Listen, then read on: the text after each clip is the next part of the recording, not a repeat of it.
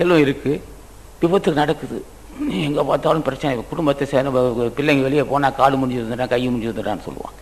ஏன் இவ்வளோ பெரிய குடும்பம், பெரிய குடும்பமாக இருக்கணும், பிள்ளைங்க வந்து விபத்து உள்ளாக்கி ஆஸ்பத்திரியில் இருக்கிறான், கால் எடுக்க அப்படின்னு சொல்லிட்டான்னு சொன்னான்.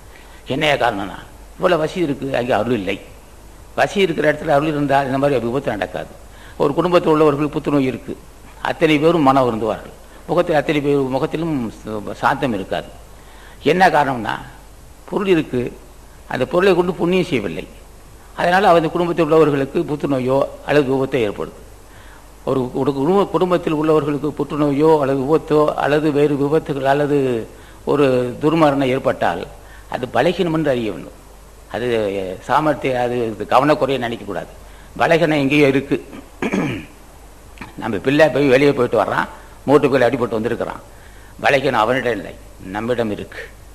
நாம் நெறியோடு இருந்திருந்தா, நம்ம புண்ணியம் செஞ்சுருந்தா நம்ம பிள்ளைக்கு அப்படி வந்திருக்காது.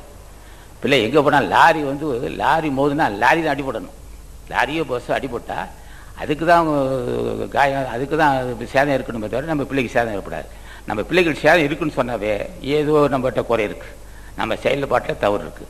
என்ன அகத்தீஸ்வரா, என்னையா நான் குற்றம் செஞ்சேன், ஏன் பிள்ளைகளுக்கு இப்படி விபத்து நடக்குதுன்னா, நான் என்ன செய்வேன் மகனே, நான் நேராக வந்து சொல்ல முடியும். அதான் ஆசான் ராமலிங்கம் எழுதி வச்சிருக்கிறாரு, பசியாற்றுங்கள், நிம்மதியாக வாழ்க்கை நடத்துங்கள், விபத்து இல்லாமல் வாழுங்கள், குடும்ப மகிழ்ச்சியாக வாழுங்கள் என்று ஆசான் எழுதி வச்சிருக்காரு.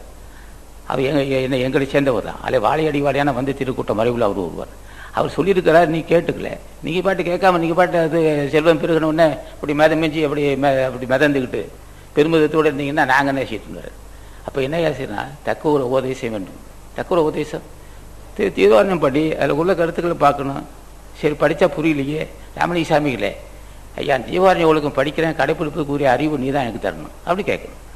அப்போ அவர் ஆசான் பக்தியை செலுத்தும் போது என்ன கேட்கணும், ராமலிங்க சாமியை, நான் ஏழை எளிய மக்களுக்கு பசியாற்றக்கூடிய அறிவும் அதுக்குரிய பக்குவமும் சுற்றுப்புற சூழ்நிலை அமைய வேண்டும் என்று கேட்க வேண்டும்.